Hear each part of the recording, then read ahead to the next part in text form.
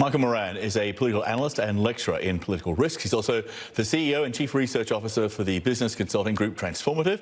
He is with us this hour from Denver in Colorado. So, Michael, one thing about this ceasefire which doesn't seem entirely clear, is this about a short-term reduction in violence, just to cool things off? Is this meant to be the basis for a more permanent peace deal? I want you to listen to the Russian President, Vladimir Putin. Here he is. I express hope that these agreements will serve as good ground for a ceasefire in Idlib de-escalation zone and will finally put an end to the suffering of the civilian population and the growth of humanitarian crises.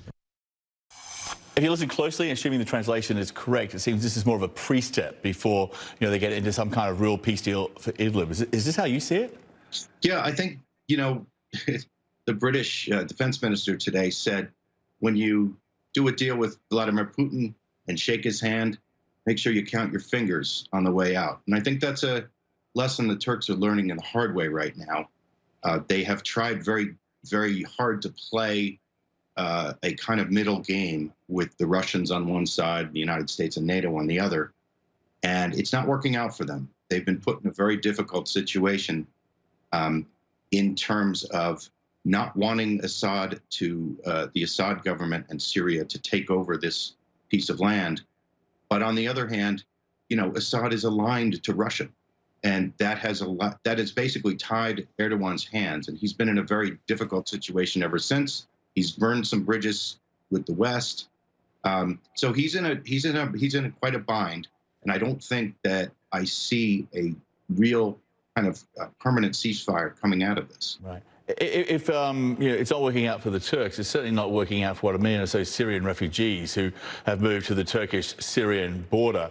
And so if this is just a short-term sort of solution, you also have, 3.5 million refugees in Turkey who are now looking at a pathway to Europe through an open border from Turkey into Greece.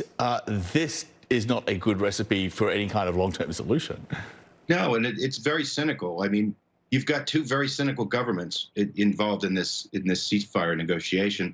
The Turks are clearly using the refugees who, to their defense, they've been sheltering 3.5 million refugees for some time now. But they've opened that border specifically to put pressure on NATO and the United States to kind of come to their aid in some form. That's happening in terms of financial supply and supplies, but NATO is not about to come back. The United States, under Trump, has already made the decision to pull out. He's not about to reverse himself now in the middle of the election campaign. And so they've put themselves in a terrible position. And of course, it's the human beings who pay the price, the people who are trying to escape the chaos that's sown by all of these egos and territorial interests, and obviously religious extremism as well. And now they are stuck in the middle. We're increasingly seeing Turkey's president deploy his military across the region. It's the second biggest standing military force in NATO. It has a standing budget of about $18 billion, almost 700,000 military, civilian and paramilitary personnel as well. We've got 2,500 tanks. There's 1,300 aircraft. That includes F-16s, about 145 ships. But in the past few months, thousands of Turkish troops have been sent inside Idlib province in Syria. They've been sent to the border with Syria. There's Turkish forces in Libya. Now Erdogan says Turkish soldiers will be, sent to the border with Greece, where those gates have been opened to Europe. So, a few thousand troops here and there and a few thousand troops there, it starts to add up, it starts to take a toll, and the longer these commitments go, personnel need to be rotated in, they need to be rotated out. So is there a point, when Turkey, I guess, becomes sort of overcommitted? And is that a point of leverage that Assad and Putin are well aware of? Yeah, and we shouldn't be deceived by these numbers. I mean, you could have said the same thing 15 years ago about the Iraqi army, and it was quite a paper tiger. The Turkish army would probably perform really well integrated into the NATO command structure. Alone, though, and that is very much what they are right now, they're certainly no match for the Russians, and they're having a tough time keeping the drafty army, which is what it is, at the front, supplied, and also, motivated. Ultimately, though, the real problem with Turkey's commitment in Syria right now is that they have to avoid precipitating a real conflict with Russia, a conflict they can't win. And they've obviously put themselves in a position where their long-term allies, treaty allies in NATO, are not keen to come to their rescue at the moment.